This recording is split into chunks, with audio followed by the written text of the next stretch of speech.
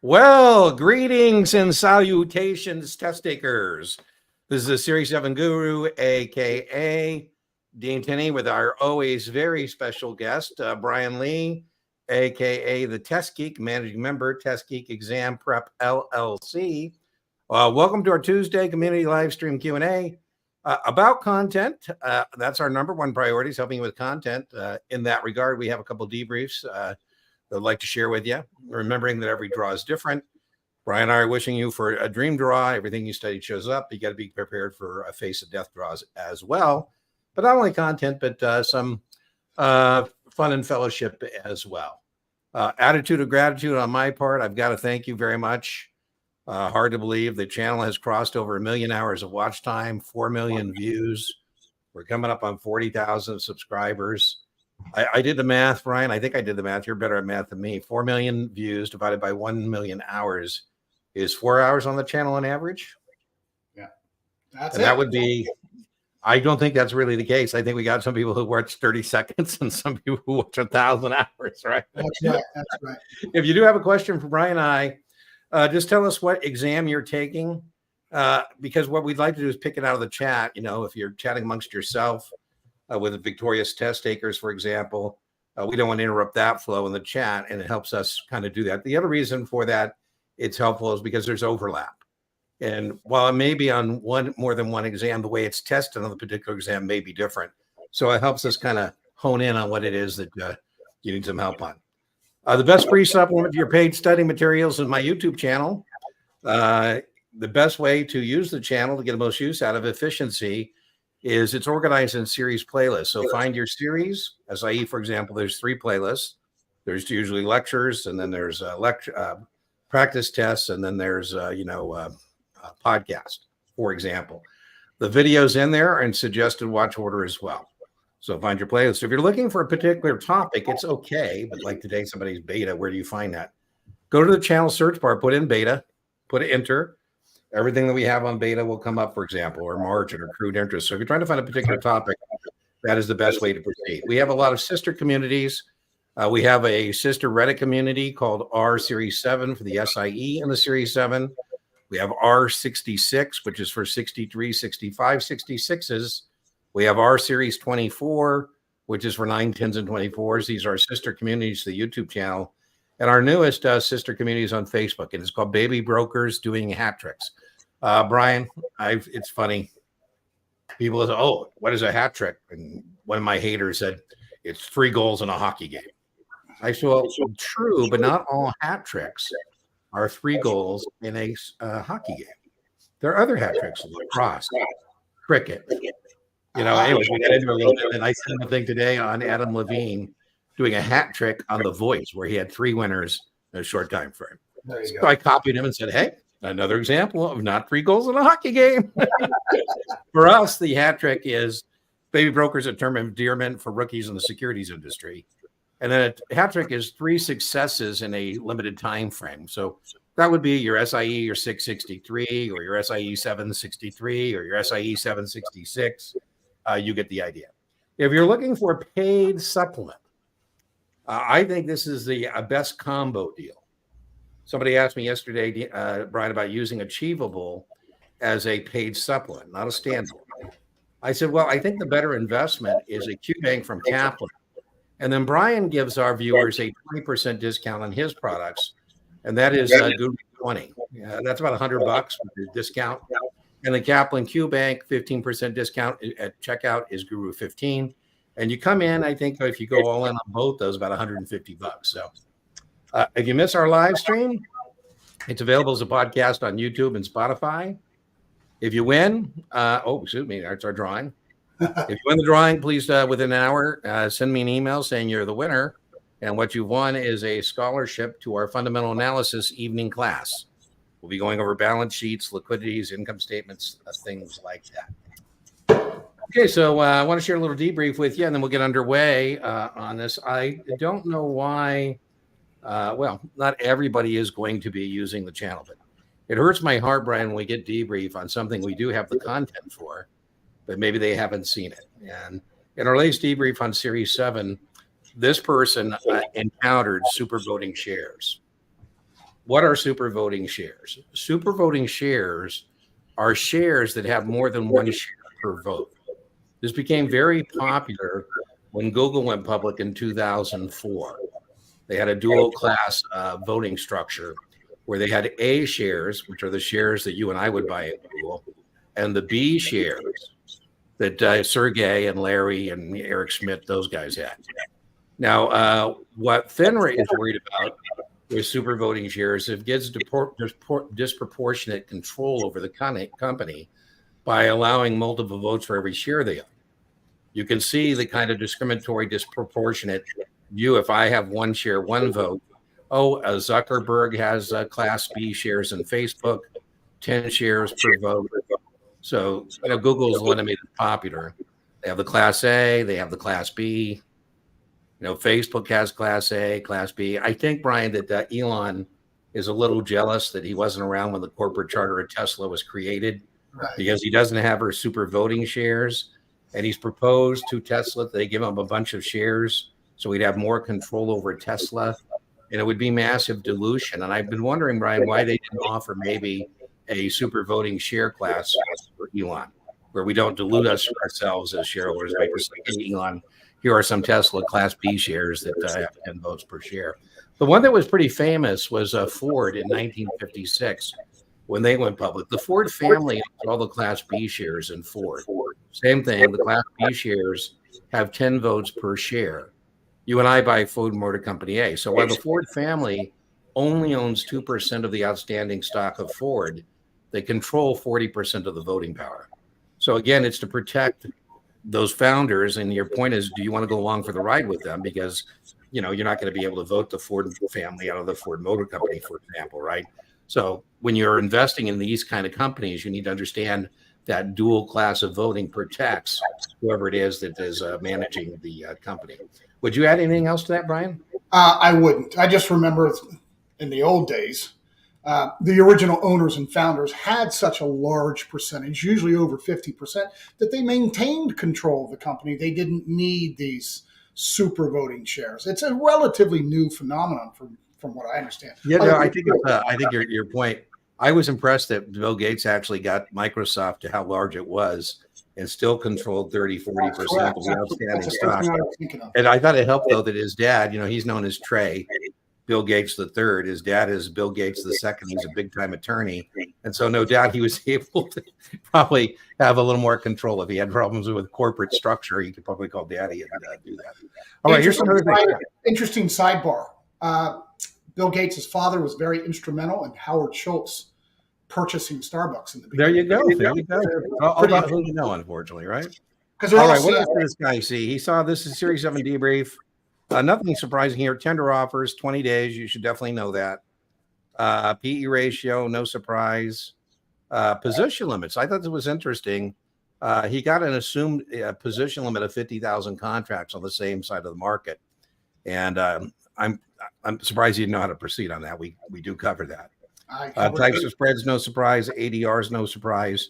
Retail communication, and do you need principal approval pre-distribution? Absolutely. Debt to equity, I was surprised about this one. And then he was asked about, it's leverage, basically.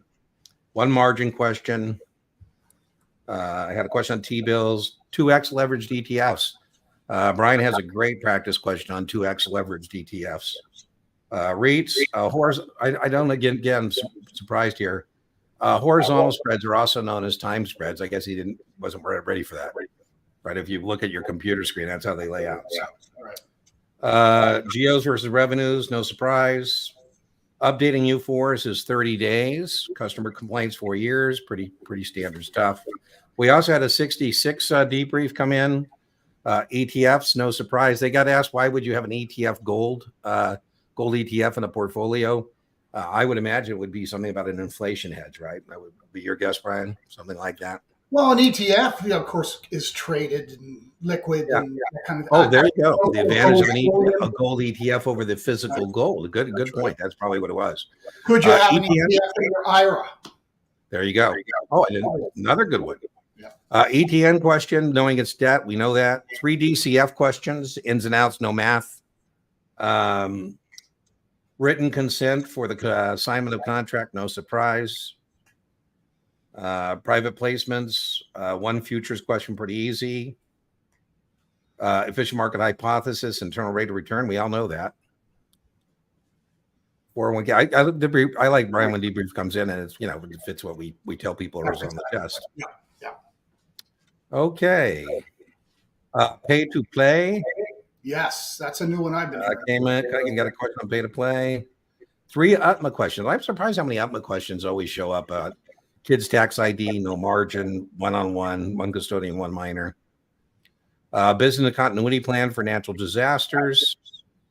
He said he got nothing on CAPM, nothing on record retention, no ADRs, which is kind of surprising.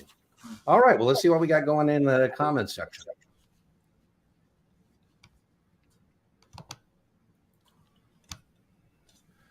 Thank you, Dean and Brian, for all your help. I passed my Series 7. Woo! All right, looking forward, Jim, to seeing you in the 66 class. I teach the SIE July 8th through 10th for Kaplan. If you want to join me for the SIE, the 15% discount code at checkout is Guru15. The second month of each quarter, I'll teach the Series 7. And that third month of the quarter, Jim, I'll see you in the 66 class. If you join me for all 3 of those classes and you pass, I present you with a nice tombstone that has the dates of your Kaplan class with me and the dates of your testing victories. So, Jim, it looks like you won't be there for the hat trick as it relates to the tombstone, but I will certainly look forward to seeing you on the 66. ICI and Freedy currently in California. All right. Well, we'll be sending you good test vibes. Good test vibes. Always overlearn the SIE. Always. Because it'll put you in good shape for your next leg, which are 6 or 7. Some people aren't going on to a second leg, but most people are taking the SIE as the first leg of a 3-legged journey. All right, Colby. Thank you, Colby, for showing up and sharing your victory with us. It's always good for morale. We love it when victorious test takers come back, like yourself, Colby. I don't know why people wouldn't want to listen to Brian and Dean about what's on their test, but it's always good to have a victorious test taker in the house. So if for some reason you don't believe Dean and Brian about content, you can ask Colby. Now, remember, every draw is a little different. So, Colby, I don't know. Did you think you got a dream draw, Colby, or a face of death draw? The dream draw, Colby, is everything you studied shows up. You go, I don't know what the big deal is. The face of death draw is, oh, my God. You're slogging your way through it. Studying since January, Nima. Thank you so much. It looks like, Nima, you're joining us from LinkedIn. Thank you. We broadcast to X. We broadcast to Facebook. We broadcast to LinkedIn. Our preferred platform is indeed YouTube, but we always like to have people joining us from those other platforms. Been studying since January, taken 60 exams. High score 56. Not bueno. Not bueno. I'd like to know, Nima, when is your test date? And I would say at this point, you don't have enough base information. So you should not be taking exams with a score like 56. I think what you should be doing is laying base. Laying base would be reading, watching videos, doing quizzes, and maybe go back to a practice test, 8 to 10 days from now when you've done some more base, because, you're not really accomplishing anything, in my view, doing practice tests and getting below 60s. We need to be in the hopefully mid 70 range, or at least incremental in the 70s. I don't think you're going to get there by continuing to just do practice exams. Your thoughts, Brian? Yeah, the one thing, Nima, that I noticed here, that you've been studying this since January, that probably tells me that you're not doing it every day. A couple of hours here, a couple of hours there for 6 months. It feels like you're treading water, right? Right about here. You got to be working on this textbook, practice questions, textbook, practice questions, videos, textbook every day. Block in an hour or 2 every single day. It has to be part of your life. Nima, I call it study blocks. So I'm so with Brian. Here's what I would suggest. I should tell everybody in our community live streams, it's a buffet. Take what you like, leave what you don't. Brian and I are not offended if you don't want to put something on your tray. I would suggest, Nima, that maybe you could also be feeling a little bit of exhaustion. So I might suggest you take 3-4 days, step away, even a week if you don't have a test date, because I'm assuming you don't have a test date if you've been studying since January. And I would say after that, the refresh, that reset, I would set a test date 8 to 12 weeks out, reverse engineer how many hours you're going to need. As Brian said, you got to be working on this every day. What I would suggest, if you're not again, we'll make an assumption you're not a full-time studier, because January would mean you should have been done by March, right? But assuming you're not, I would want at least 2 study blocks a day as a minimum of an hour. That puts you at 2 hours a day, and maybe 3 study blocks on a Saturday and a Sunday. And you got to give yourself one day off, maybe Friday. And then I would restart your study effort. Brian has a nice video on building a study plan on his YouTube channel. I will link it in the video description. I also have one. For the most part, Brian and I are pretty simpatico in how we feel the best way to proceed is on these exams. So, but I'll put them both there, and check that out. Restart. I think I would restart your study effort. Take a week, and then I'd restart that based on what you find in Brian's video and my video, this idea of study blocks. And best practice is to have a test date.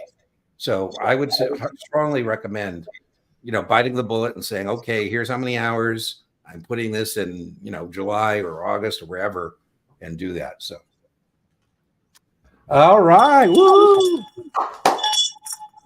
Well, Jared, that is the great way to enjoy the summer. Why not, right? You've earned it. I love it. I love it. Enjoy the summer. I love it. Is this a bad idea? I don't know. I mean, it's hard, there is a certain rhythm to taking these tests, or what we call the hat trick, right? Part of getting a hat trick is getting that rhythm established. And I do think you are taking a chance that it's going to be harder to fire back up after the summer. So I had some young lady that I thought this was good advice. So I feel like, boy, we are serving the buffet hard today, right? But I think I would say, how about this instead? How about being very aggressive on the timeline on 66 and get it done with the vast majority of summer still in front of you, right? When is summer? Summer's starting right now. What do you think, Brian? 2-3 weeks? Is that enough for him to get that 66 done? I like 4. 4? So, Jared, I would just consider, just because of rhythm, I would consider being aggressive and getting that done, enjoying the rest of the summer with nothing in front of you facing you at the end. Your thoughts, Brian? Would you? Yeah, I hear what you're saying, Dean. It's exactly right. It's hard to stop and start and stop and start and stop and start. You got a good start. You got a great feeling with passing that 7. 2-0. Let's get this thing out of the way in 4 weeks, and then you have. Yeah, so Jared, our recommendation is, I think both of them, Brian and I are saying, be aggressive and get it done so you can truly enjoy the summer and not having your mind kind of in the back on, I got to get this 66 thing. Dean, I don't think that's what he wanted us to tell him. Probably not. He wanted the summer off. Yeah. I'm kind of with him. My first inclination, take the summer. I know. It's my first instinct too. Next month, Cynthia. Okay, well, we're sending you good test times. Preet, thank you so much for joining us from Facebook. Did more than 10 hours myself. I'm on to the 63 next Thursday. All right. So get that 63 done. That sounds like that might be the last leg of your testing journey. Thanks for joining us from Facebook. I know there's some people that their preferred platform. As I mentioned, we do have a sister community there called Baby Brokers doing hat tricks. You may be already a member, Preet. If you are, thanks for being a member. SIE first attempt Thursday, then 766. Margin accounts. Can you help me distinguish between the margin hypothecation agreement loan consent form? I certainly can.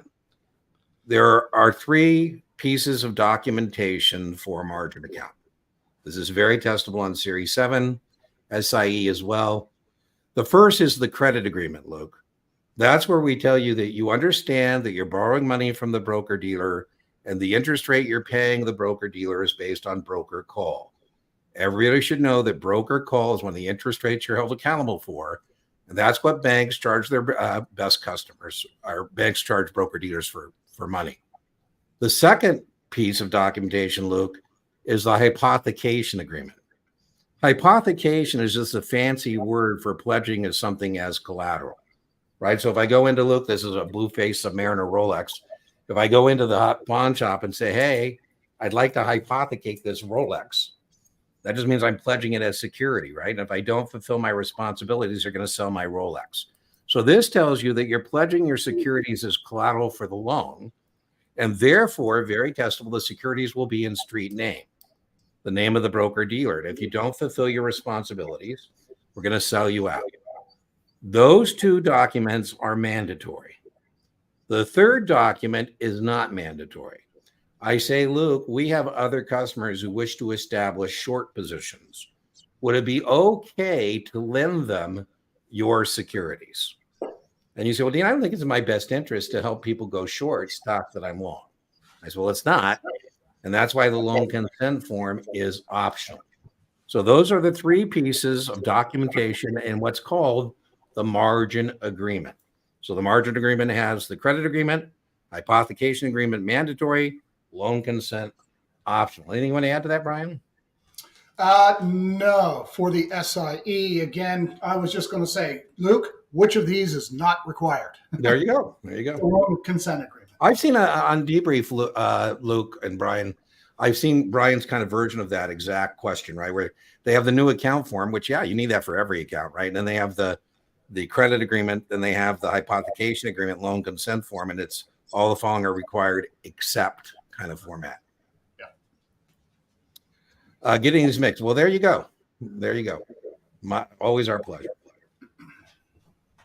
Best wisdom on how to proceed. I took him past the SIE in December, but I'm worried about being able to pass the 7 this summer. Well, I think, Nima, we said we're going to post 2 videos, Brian and I's on building a study plan. I think that's plenty of time. Again, I don't know what your situation is, but I find it odd that we're talking about a 7 in the summer and you pass the SIE in December. It's kind of what Brian and I were talking about. I don't like that time lag. I don't know what it's caused by. I get, hey, life happens. I get it. But it seems like a kind of a long interval there between your SIE and 7. I would want you to, for those who are not in NEMA situation, I would want you to quickly kind of have a timeline that you say, okay, I got these 3 exams. Here's my time frame for these 3. Boom, boom, boom. So, but watch those videos and how best to proceed. I think that would be covered in our videos. Brian, you want to add anything? Yep, that's it. I think the video is the best way to proceed is watch our videos on building a study plan. Yep. I also, Nima, I did clip. Brian was kind enough in one of our sessions. I don't know when it was, but he did a whiteboard version of building a study plan. I clipped that. It is available as a standalone clip in the Ask the Series 7 Guru playlist. If you go there, you can find a shorter version of Brian's video on a whiteboard. Just past the 7. Woo! Sanjay, the 63. What can I tell you about 63? 63, practice, drill, or rehearse your questions. It's mainly a legal test about registration, who needs to be registered, and if not, why not? You know, that kind of thing. I have Sanjay, a great video I will link to. One Brian collaborated on called Definition of Registration of Persons. I'll link to that.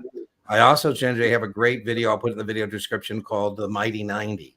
It's the entire Uniform Securities Act. It's basically the 63 class, Sanjay. I teach in 4 hours, compressed into an hour and a half video. Very target rich. So I'll link to both those videos for you. I better make a note of all the videos I'm promising people. Yeah. And don't forget, I have that little person's cheat sheet if anybody wants. Oh, Brian has a cheat. He's pretty generous. You know, he has a lot of free stuff too on his YouTube channel. But you know, he's a test-taking mercenary. He wants pay. No, I'm just kidding. But he's being kind enough to offer you the cheat sheet, and I would certainly take him on that. Let me get Brian's email up for you. He's got when I tutor, I like to use it because I tell people to put themselves in Brian's little cheat sheet. And it really helps people kind of organize themselves about, you know, who's who. I call it the cast of characters. I always joke, Sanjay, that it's kind of like a playbill at a play. You know, you get your playbill, it tells you the cast of characters, and then it gives you the acts and the scenes. And you're kind of, every once you get lost, you go, who is that again? You look at your playbill. So I think of Brian's cheat sheet as kind of a nice playbill for the 63 or NASAA exam. Yeah, Brian. Your little flag is not the right email. You used to have it. No, what is it? Tuskegee exam prep. Oh, well, let's fix that. I can fix I that used to on have the right flag. What happened? Brian at Test Geek. Exam prep. Okay, hold on. Yep. Examprep.com. All right, let's try this one. Is that correct? There you go. Boom. All right. Let me get rid of the old one so I don't accidentally bring that one back up again. Yeah, you used to Out with have the old one. Boom. Okay. There we go. All right. Back to what happened to our comments. Oh, there we go.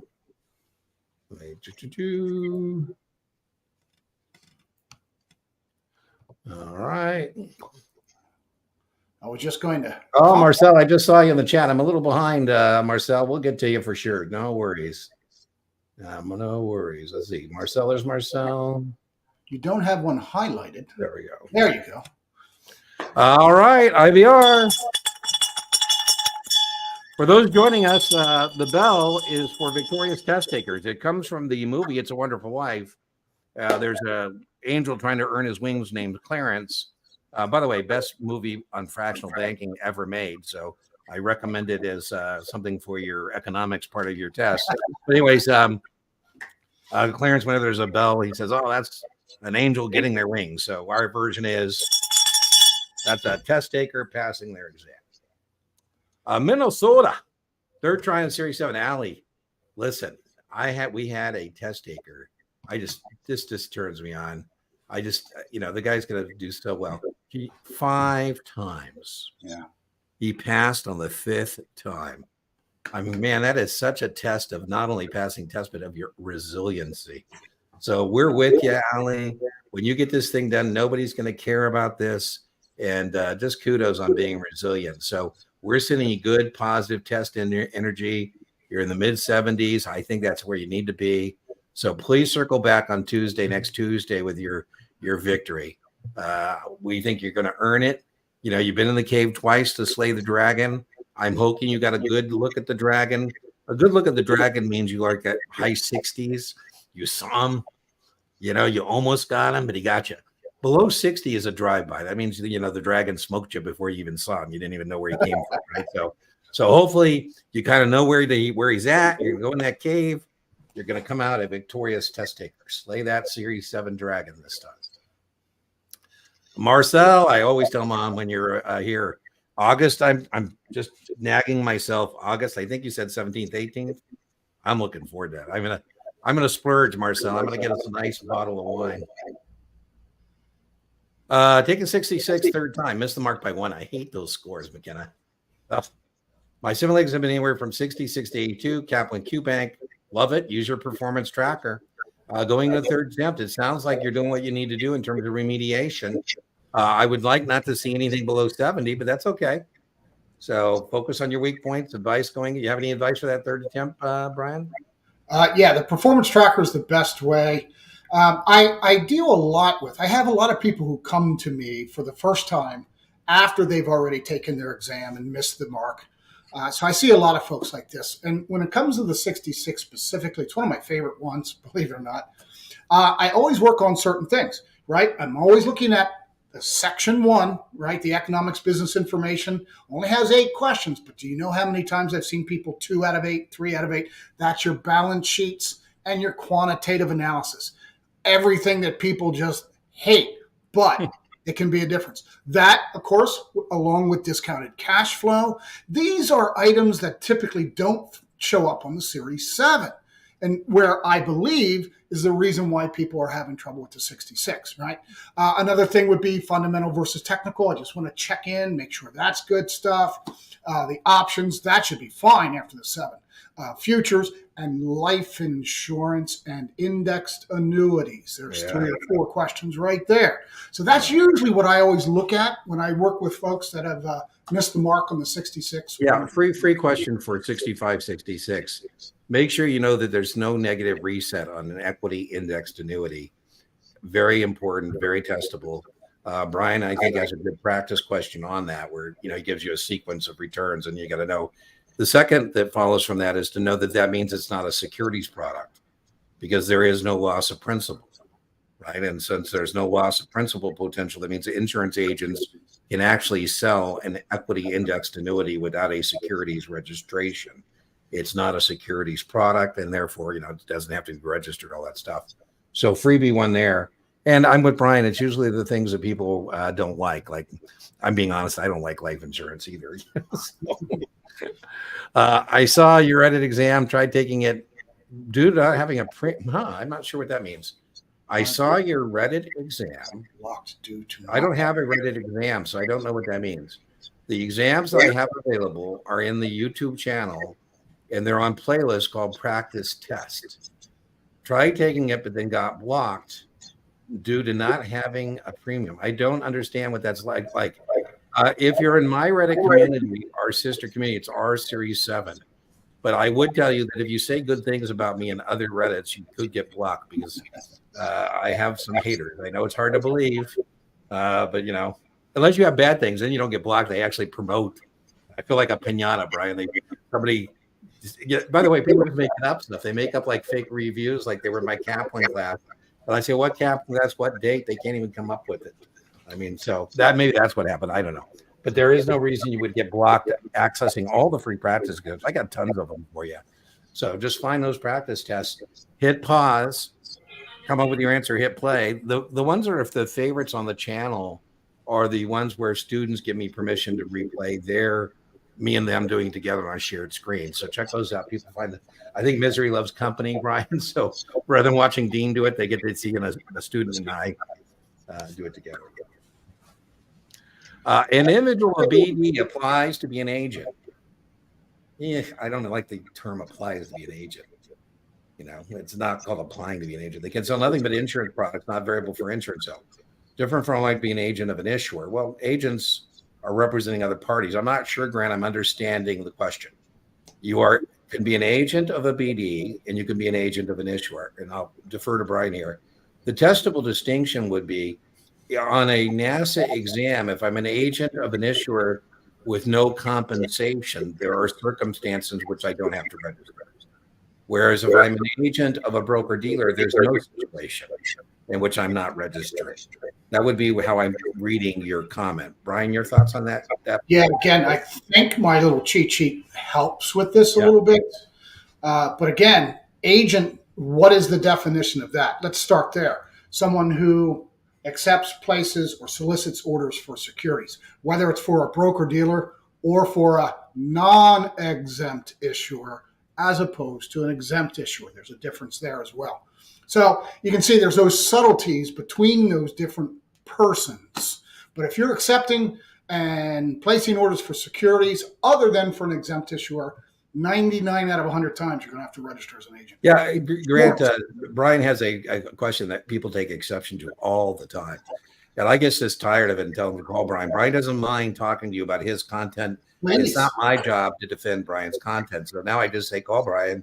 There's no sense in you and I. But he has a question that people get hung up on all the time, where he baits you into thinking this person doesn't need to be registered because of the other side of the transaction. But it's an agent of a broker dealer. And I think what Brian says, the rationale is something like there's no sort of, it's kind of harsh, rationale. I wouldn't call it, Grant, a gotcha question, but it's along the lines of this post. Brian, as your video goes current for the 65, he failed the 65 by 2 questions, need a class supplement. So, yeah, I think it's current. I'll let Brian answer his content. It's relevant to today's test. I maintain an addendum. There's always little tweaks and changes, every single year, and I maintain an addendum for those changes. Yeah. All right, there you go. It's still relevant. It's been relevant for 20 years. Yeah. It is surprising. Brian and I are OGs. We've been doing this a long time. We've helped, I don't know, what do you think? Thousands? I would be tens of thousands. Yeah, I don't know. I think we're in the tens of thousands of people make their mark. And it is always fascinating to me, Brian, that, people ask us, like, how do we know stuff? And, well, these exams don't change radically. They evolve over time, and it's a slow pace. And so the addendum that Brian's talking about is, new things happen. I'm just reminded with the settlement change. Oh my God, I'm so tired of answering this question. I finally today, about my upteenth post, said, I've been here since T+5. This is not a major deal. This shouldn't make or break you. It should be an aim and shoot, point and click question. What happened there? There. You got this. All right. Woohoo. I think they come into the things is good just for morale purposes, right? So there are people in similar situations. And I always tell people, you don't have to have a question to come join us. You can just come to get a morale boost from a victorious test taker, or, talk to other people in similar situations. I think it's always good for morale. That's why I'm so happy when victorious test takers come back and tell us they passed, because, ringing that bell is great, I think, for other folks, who maybe they're having a bad day, right? I know Marcel never has a bad day. He's always a happy guy. Hope all is well. Yeah. Misty, oh man, that hurts. Antonio, that just hurts. I would take a break to refresh and reset. I don't think you're going to be able to, or I wouldn't recommend you stay powered up for 6 months on this stuff. Yeah. What do you think? 8, 12 weeks out, Brian? Start going back to work on finding those points? That's exactly right. Yeah. Antonio, I would say, I will link to a video, Antonio, I have called You Failed, Is It Over? Spoiler alert, it's not. I have 5 recommendations about how to respond to that misfortune. And the first thing I would do before I told you to refresh and reset is, while the hurt is fresh, I would do an intellectual inventory with yourself. The way I would do that is I'd go to the FINRA website, I'd print the FINRA content outline for the SIE. What I want you to do is go through each of those items on the FINRA content outline and put a plus, a 0, or a minus. Plus means you were above par. You feel like you intellectually own that enough to pass. 0 means you're at par. And then minus means those are the things you need to work on in this next attempt. It's counterintuitive. We're hoping to find a lot of minuses, that we can find the pocket that if we fix, like Brian was talking about when he's helping people overcome the 66 when they miss the mark, right? He's looking for those areas where we can add the points that are necessary to get you over the finish line. So do that while the hurt is fresh, then take a break, watch that video. Brian wrote it up there for you, content outlines on the FINRA website. Brian? I wrote it up there because it's so important for so many of these exams that if you're looking at these bullet points, right, and you're doing this mental inventory prior to the test or after you miss the mark, man, you should have a pretty good idea of what you're going to be looking for or what you're going to see on the test. There should be very little surprises, no matter what test you take. So, Antonio, I would tell you, too, that I would have this while you're studying, and what people don't understand, it matches up perfectly, by the way, with your printouts. When you get that printout, it's not very informative because it just shows you the subject. This document shows you what's behind that. And the other reason I love it, Brian, is because all the test prep vendors use that document to do their study materials. And so I think people think they read their book and then the test is a book report. It's the opposite. The test is what the test is. And then books are reverse licensed exam manuals, whatever you want to call them, are reversed engineer to help you cover those areas. Right. So I'm with Brian. I think you should, if I were a test taker, I would print that many times in the course of my study effort. And I would always have it available to me, particularly when I'm studying, just like I get lost in the manual or practice question, to look it up and say, okay, where is this? And what depth do I need to know it? Particularly NASAA exams, like our friends that pass perfect. Oh my God, they go too in the weeds. So that's our suggestion, Antonio. I will link to that video in the video description. Test number 7 Thursday just revived. Pass perfect 68 is okay. Kevin, I don't think a 68 on pass perfect doesn't make me think you're going to miss your mark Thursday. I think you will make your mark. Just have confidence in the execution of your study plan, confidence in yourself, and most importantly, because pass perfect can really be a confidence killer. So make sure you are confident in your answers. Brian has a great saying: stick with what you know. Don't be picking question answers that you're not comfortable with. So that would be the only thing I'd say to you. I think you're going to find the test itself is more straightforward than pass perfect in a good way. So I think you're going to pick up some points there. Brian, your comments? Yeah, I have one. I'd love to see one of those pass perfect finals. One day, I'd love to see one of those things. I might be able to arrange that for you. I might be able to arrange I'm sure you would. They are so obtuse. It's just They really are. I just, boy, uh, the less I did- know, the better. I did have a past perfect tutoring session where we did past perfect margin questions. It's available as a replay. Oh my God. I felt bad. This person wanted to spend time doing margin questions that she's never going to see on the actual exam. But hey, if you do an opening purchase and go long a tutoring session, you have the choice, but not the obligation. That's right. Pass 7. Woohoo! 2 margin questions. See, right there. Perfect timing. Yeah, James. We always tell people don't overdose on margin. So I get weak, Brian. People say, "Do I have to read the book?" I go, "Yes, you got to read the book. Yes. I have to read the book. You have to read the book. I have to read the book cover to cover. Yes, you have to read the book." But when I get weak, 15th time, I say, "Okay, you can toss out the partnership margin chapters." I'm joking. You should read the book. But all test prep vendors go way overkill on margin and partnerships, where the questions themselves on both of those are 2, 3, 4, and they're very straightforward. Very straightforward. So thank you, James, for circling back as a victorious test taker and confirming what we tell people, that margin is not going to make or break you. When I start a class, I'll always sometimes, depending on how big the class is, what do you want hope to get out of the class? And a lot of times I get people, "Oh, I want help with margin and options." I go, "Well, let's be clear. Of the two, options is the bigger deal. Spreads, definitely. Retail communication, there we go." In the midst of the 66, any word of advice? Well, we have commented on the 66, James. I think a good way to, in conjunction with reading the book, trying to see what the exams are cover to cover. I think a good way to do that is with a podcast.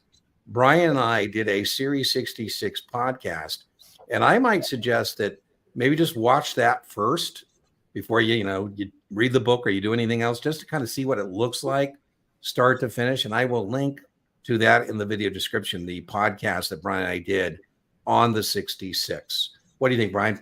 Maybe I should make the podcast like playlist 1. I have this playlist, I think 3. Yeah. But I think it's a good way to kind of see what it all looks like together. And what's the first thing we say on the Series 66 podcast? For Series 7 folks, don't let up the gas, because the thing is as challenging as the 7. So you got to keep going with that 66. Yeah. D&B, I like that. Instead of Dean and Brian, D&B. Sounds like a good bourbon. I was just thinking that.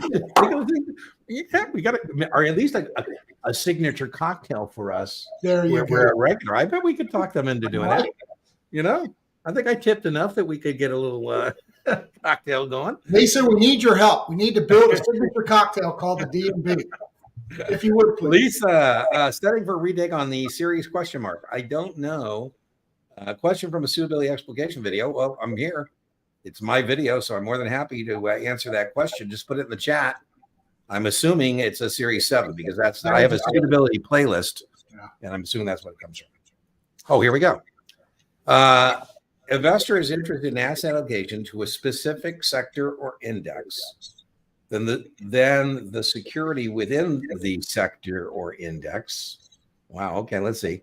What is a suitable recommendation? So let's just go back. I'm calling this RTFQ. Read the full question, then read the full answer. The investor is interested in asset allocation to a specific sector or index. I'm thinking you mean rather than the security, I'm guessing. Correct. What is the suitable recommendation with ETN? ETN is out. Sector mutual fund, ding, ding, ding. ADR, ETF.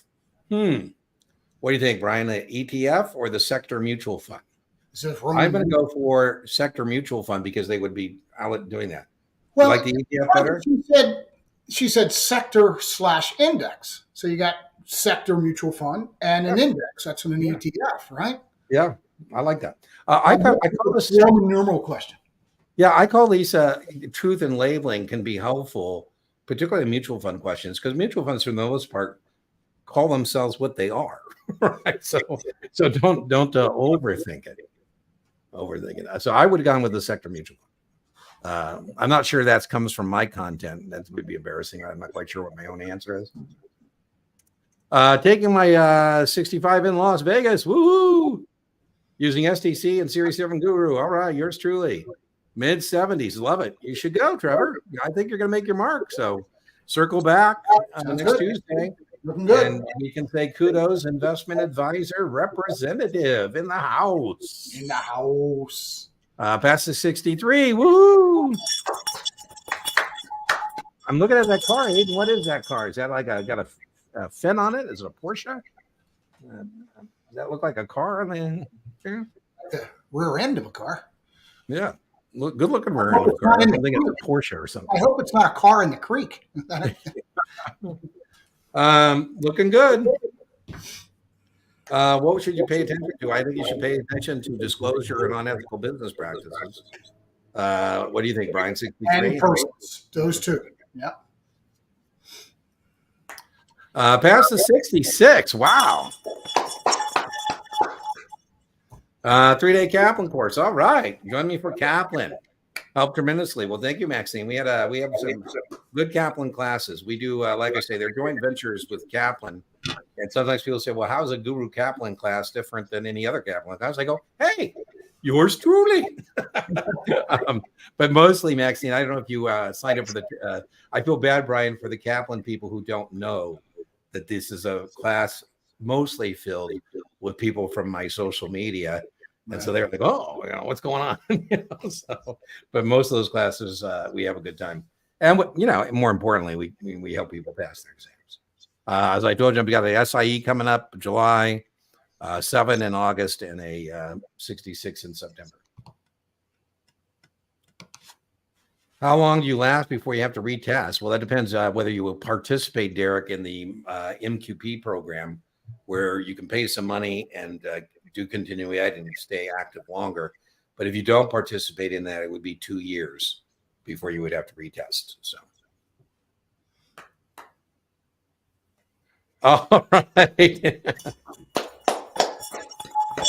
All right, I love it. Amani. I sometimes tell people, Brian, if they for some reason go blank, I will astro project it back to them. Great to see you too, Isaac. Scheduled 33 for 20th. Second attempt, I got it. Isaac, I know we tried to do this last time. And if I can find the time when the scholarship programs, I got to find time because most stuff is paid. But let's try and do that. I'm doing an office hour. I know that, Isaac, you usually participate in the office hours. So why don't you, if you are not, sign up for that office hour and let's talk about it then. And we can see if we can find a time to do that. Well, disagreeable Sam, make sure you get a good night's rest. I hope you're not on the East Coast. Make sure you get nervous. You shouldn't be nervous for scores like that. As we said, be confident in yourself, the execution of your study plan. Most importantly, tomorrow, be confident in your answers. I'm not sure if the reverb right is coming from you or me, but you get a little reverb. Using all your current ready for the SIA, you're right.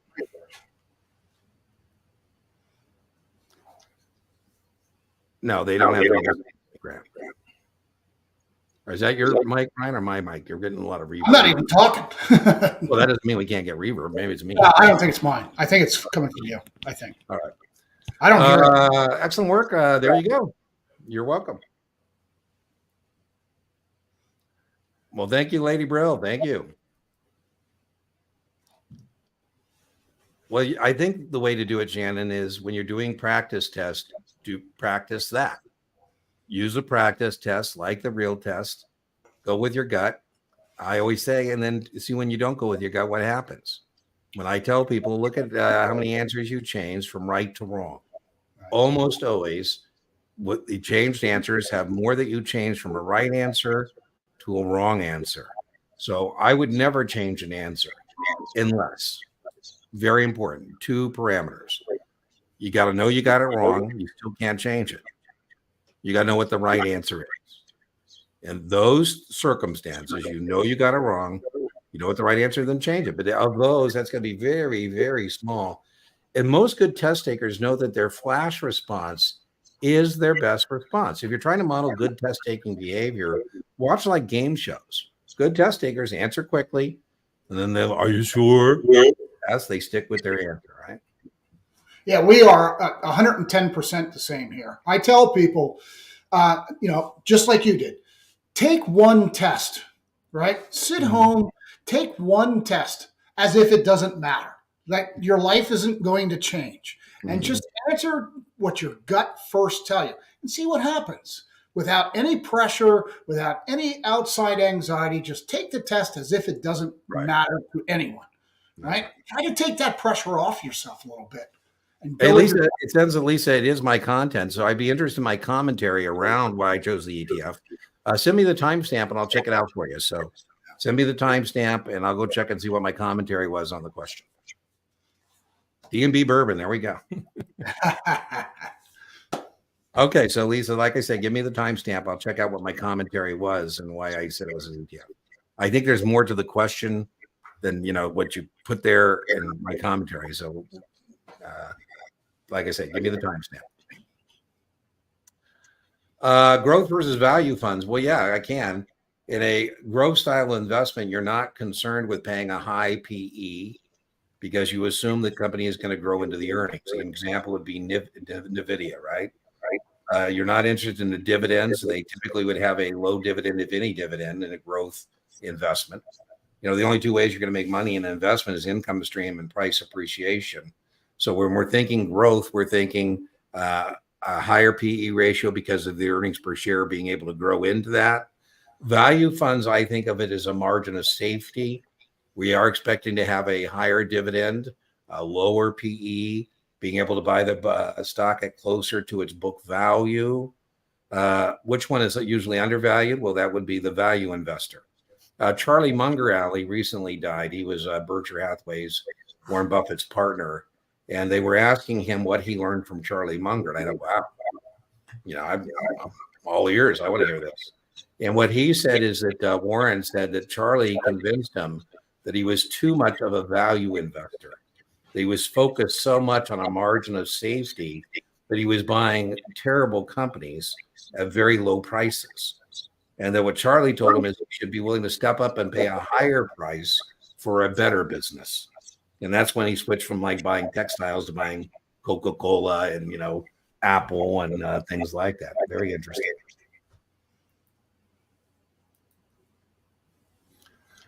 Oh, I don't know if they're harder than others. I think Kaplan is my favorite, obviously, but I think they're harder than the actual. I'm not sure I would say harder than others. I think Past Perfect gets that award. What do you think, Brian? Yeah, I think you're right. Kaplan just seems to be far more consistent as far as the correlation with actual exam scores. There's always going to be variance, standard deviation, if you don't mind me saying that, with certain exams, but they seem to be far more consistent with their practice finals and what you end up scoring. SPC is not bad with the 7, but it's a little wonky with the 66. Past Perfect is so much harder than most of the other ones. So there's just a lot less variance with Kaplan's. Yeah, and I don't know if I would say the practice test harder than the others is the way to gauge it. I'm with Brian. I really believe in correlation is the most important thing. And the other thing that makes SIE Kaplan questions, there's more of them. And, it is possible when people do everything we've asked them to do, this is very rare, and they still miss the mark. They've done their questions, they're getting the scores. We find that sometimes what they've done is actually memorize questions and answers. So they're going B, D, A, I read C. That's a little easier to do on other prep vendors than Kaplan because Kaplan, there's more questions and you can mix them up and you can manipulate them a little more. So we're Kaplan fans. I'm a Kaplan fan, that for sure. Study Series 9. All right. Almost sales supervisor in the house. Past Perfect. Yeah. I would say that people overestimate that when it's really mainly about sales supervision. So I think you can really go down to the weeds on the 9 thinking you're going to ask about break-evens, ratio rights, and iron butterflies and condors. It's really not. So I think particularly Past Perfect goes overboard. If you tell me you missed the 9 because of option computations, I'm going to say I don't think so. What do you think, Brian? Absolutely. It's one of the biggest misconceptions about the 9. There's very few option computations. Yeah. I mean, that's the 7, right? It's not the 9. 9 is exactly what Dean said. It's more about sales supervision than computation. Yeah. So that would be my advice to you. I do have a 9 playlist. There is a 9 practice test you wants me to do in a shared screen. If I can recognize and understand what your SIE YouTube test questions are talking about and have light understanding of all the understanding, I don't like light understanding. Yeah. No, you need to, Jared, you need prep materials. This is not a time to be frugal. You need to buy a set of prep materials. Now, on my playlist, you can find a half a dozen people who did exactly what you're saying, and they used my channel as a primary study source in their early study studies, and they passed. But that's not what the channel is. It's a free supplement to your paid study materials. So buy some study materials. You're going to need a book and you need a Q bank as the minimum. Brian, even his is a paid supplement. It's not a primary thing. So, you have a discount code you can use at Kaplan. It's Guru15 at checkout. So yeah, invest in yourself, please. Done after the 7, sort of take a break before I jump into 66.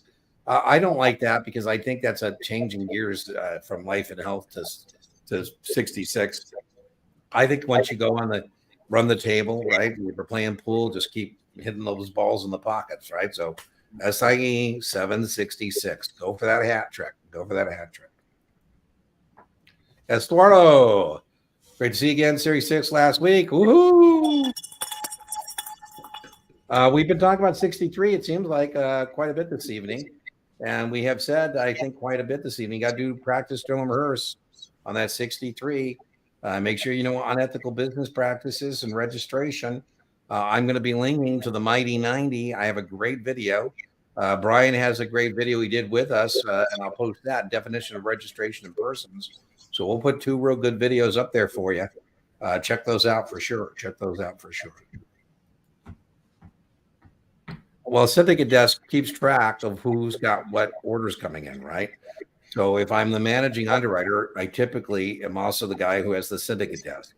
And this is where I'm taking orders or accepting orders from my syndicate members. Like, I'm Morgan Stanley. UBS says they got 10,000 shares as an indication of interest. So that's what they do. I haven't had on debrief anybody tell me that they've been asked about a Syndicate Desk at all. Okay, well, thanks. I asked because there was an explanation rule at the other end. So, okay, cool. I'll check it out. Lisa. Send me if you want me to get back to you. Either I'll do so next Tuesday, or you can send an email to Series 7 Guru at guruexamprep.com. Series 7 guruexamprep.com, and I'll respond to that way. If not, I'll check it out and I'll answer for you next week. There you go. Cool. See you then. I only achieve a material deal. I always believe in supplements. So yes, if you're asking me, anybody asks me, should I get a supplement? I'm going to say yes. Right? Absolutely. And if you ask, should I get a Kaplan Q Bank? I'm going to say yes. Now, flashcards, I believe I'm old school. I believe in making your own flashcards just because I think the process of writing your own flashcards, I think is helpful. So in that regard, I would suggest getting making your own.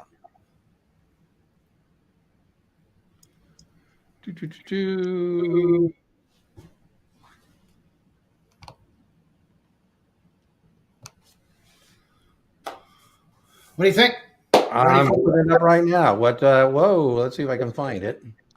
Brian, do you have anything you want to put as a word for the drawing? Yeah, that's easy, especially this week.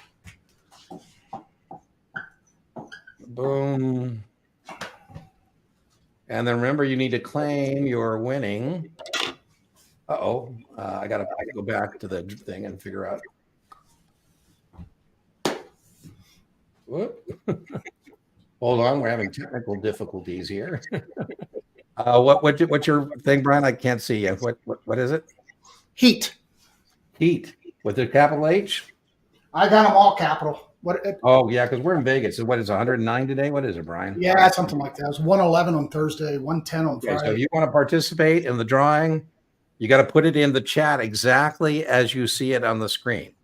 If you don't put that in the chat exactly as on the screen, it won't pick you out. And what you win is a scholarship to our fundamental analysis evening class where we're going to go over a balance sheet, an income statement.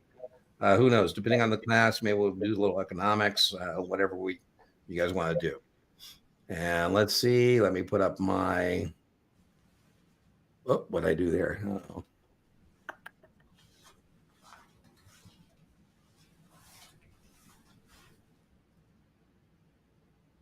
That's me. Sweltering in the heat. Dean, did we lose you? Did we lose you entirely? I think he's having a heat meltdown as well. I'm sure he's diligently working in the back office trying to get this restored.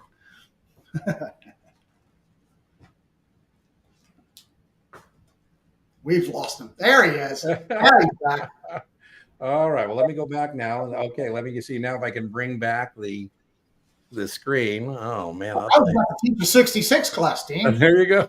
Okay. Hold on. I apologize, ladies and gentlemen. Let's see now. It is working. So let's see if I can get the shared screen going. All right. There we go. Boom.